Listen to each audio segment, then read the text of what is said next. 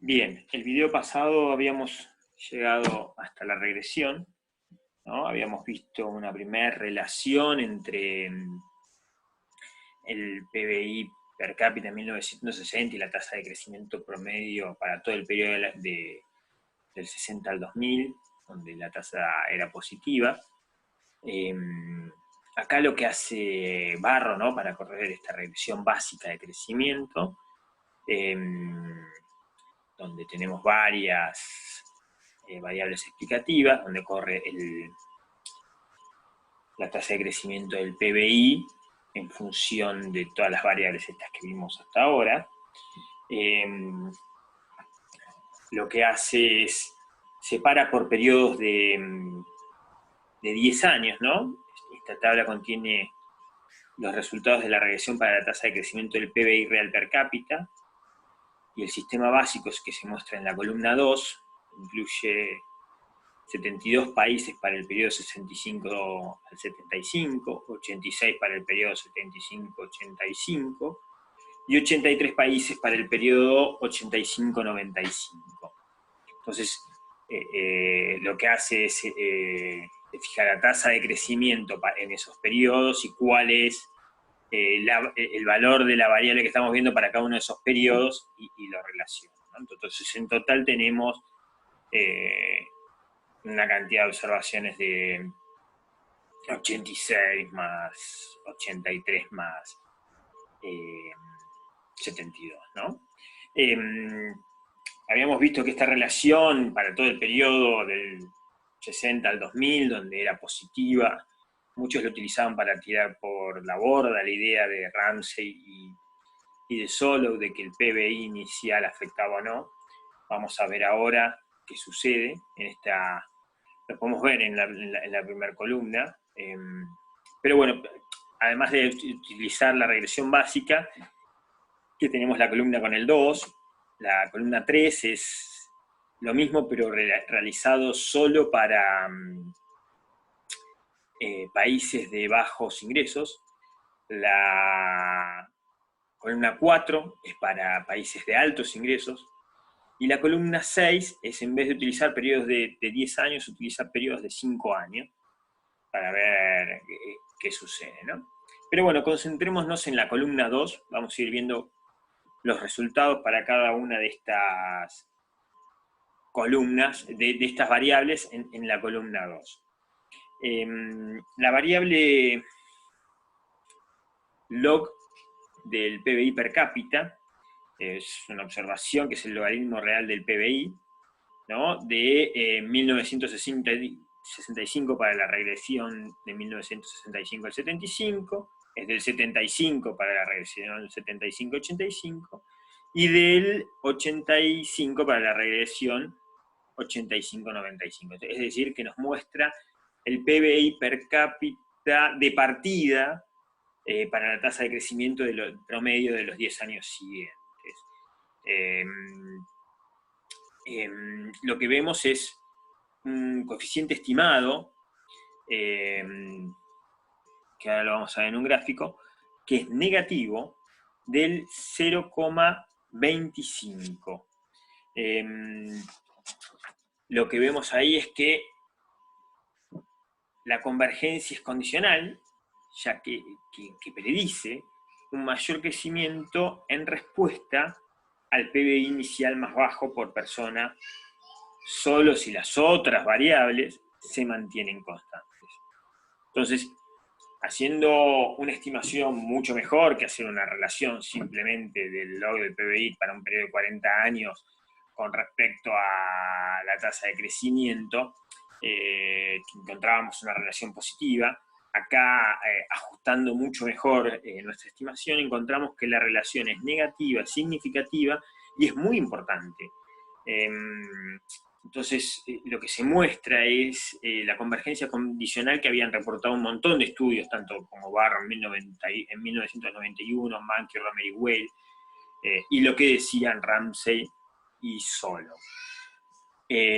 Todas estas variables las vamos a ir viendo ahora en detalle, y vamos a ir repasando un poquito los valores que tienen. Pero a priori lo que vemos es que vamos a ir viendo en detalle uno por uno cuáles son los resultados.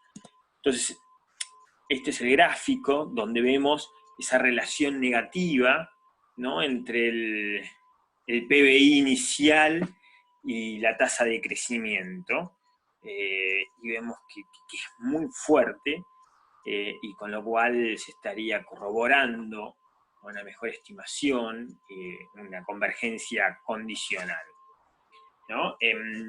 Después la otra variable que tenía era la del logro educativo, que utilizábamos, y acá lo que vemos es que tiene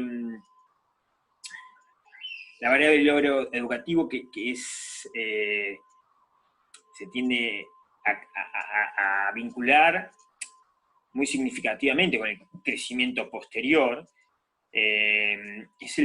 La que utiliza es el promedio de años de educación de la secundaria masculina y superior, y se lo ha observado en cada uno de los periodos del 65, 75 y 85, ¿no? O sea, se fija, se vincula los años promedio de educación del año 1965 con la tasa de crecimiento del periodo 65 al 75. La tasa promedio de educación, o sea, de años de escolaridad masculina, secundaria y superior, o sea, en el 75, con la tasa de crecimiento en los 10 años siguientes. Y lo mismo con 1985. Lo que se observa es que el coeficiente estimado es 0,0036. Ahora lo vamos a mostrar acá. 0,0036 significa que un aumento de una desviación estándar en la educación masculina de nivel superior eleva la tasa de crecimiento, y se ve claramente también en el gráfico, ¿no? Una relación positiva entre uno y otro. La que sigue es la expectativa de vida. La variable de expectativa de vida utiliza para cada periodo, ¿no? Para 1960, 1970 y 1980 para los 10 años siguientes.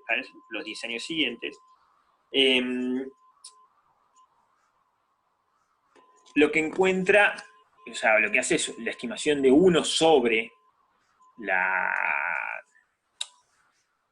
esperanza de vida, y lo que encuentro es una tasa negativa, ¿no? Muy, muy fuerte, con lo cual es claro, ¿no? O sea, cuando la tasa de expectativa de vida es mayor, hablamos ¿no?, de una calidad de vida, o un sistema de salud mucho mejor en un país, quiere decir que entonces la tasa de crecimiento va a ser mucho más grande. El coeficiente que nos daba era 0,0022, creo. A ver, si volvemos. Ah, no, es menos 5,04, ¿no? Es negativo y muy grande también. Y la siguiente es la tasa de fertilidad, que la tasa de fertilidad es el total de nacidos vivos durante toda la vida de una mujer. ¿No? Se ingresa a cada uno de los periodos, el de 1960, el de 1970 y el de 1980 para cada uno de los periodos que se estiman. Esta variable es mínimamente negativa, es negativa, y lo que nos dice es que, o sea, mayor fertilidad, mayor tasa de crecimiento de la población, el PBI per cápita crece más lento. La siguiente es la relación entre el consumo del gobierno, ¿no?, y la tasa de crecimiento. Y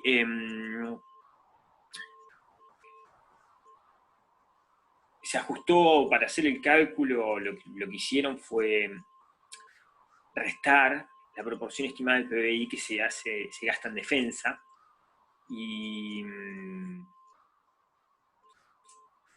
y la educación, ¿no? Todo eso se eliminaron los gastos de defensa. Entonces se incluyen gastos del gobierno más estándares.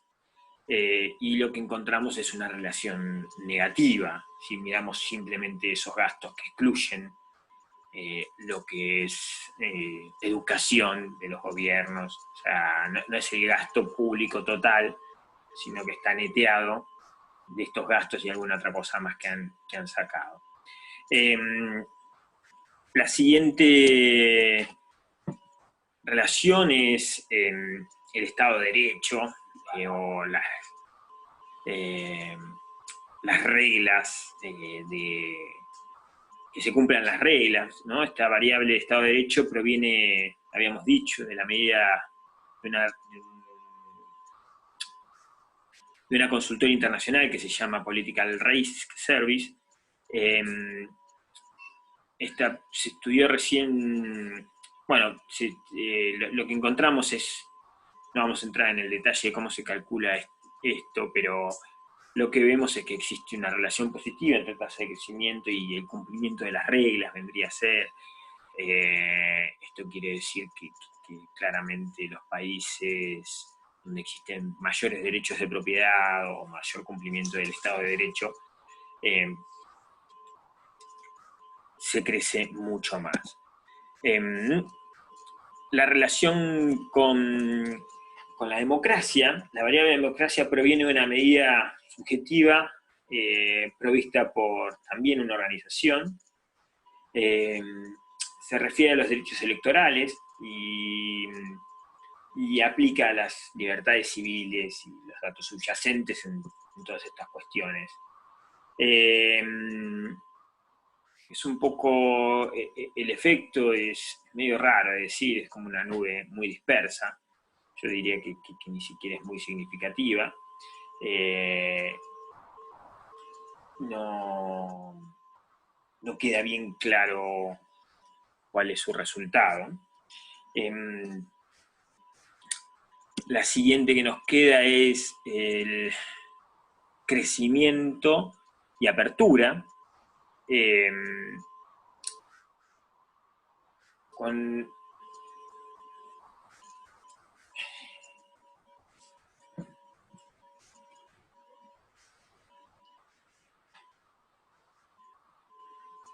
esta variable de apertura entra en cada ecuación de crecimiento como un promedio para los 10 años correspondientes también, y lo que encontramos es que el coeficiente estimado en la variable de apertura es positivo, pero no estadísticamente significativo, ¿no? Que nos da muy poco significativo esa pendiente, como nos pasaba en la democracia, que no veíamos un efecto lineal directamente. Acá no nos da significativa la variable. Y mínimamente positivo. Si miramos con los términos de intercambio,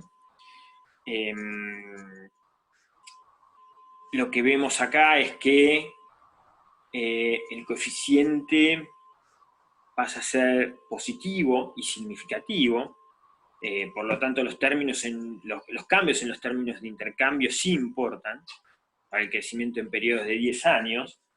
De hecho, podemos mirar la realidad acordándonos hace poco de los países, Latinoamérica, en la década del 2000, que creció mucho de la mayoría de los países, y eso se debió a que sus términos de intercambio fueron también muy, muy buenos. El coeficiente es positivo en 0,13 y significativo. Y después también tenemos la tasa de inversión. El aumento en el índice de inversión elevaría la tasa de crecimiento, ¿no? Porque tenemos un coeficiente que es positivo y significativo. El impacto es de 0,07. Entonces, cuando medimos en la inversión, vemos que que es positiva, su efecto. Después nos queda la tasa de crecimiento versus la inflación, y vemos que es negativa, quiere decir que es negativo y es marginal, estadísticamente es significante. Este coeficiente implica que un aumento en la inflación reduce la tasa de crecimiento en 0,07, ¿no? Y no sé si nos queda, con eso estamos. Ahora, lo importante es ver cómo Barro realiza todas estas regresiones. Ahora en el siguiente video vamos a empezar a ver un poco la base de datos, cómo subirla al Stata y cómo trabajar con alguna regresión.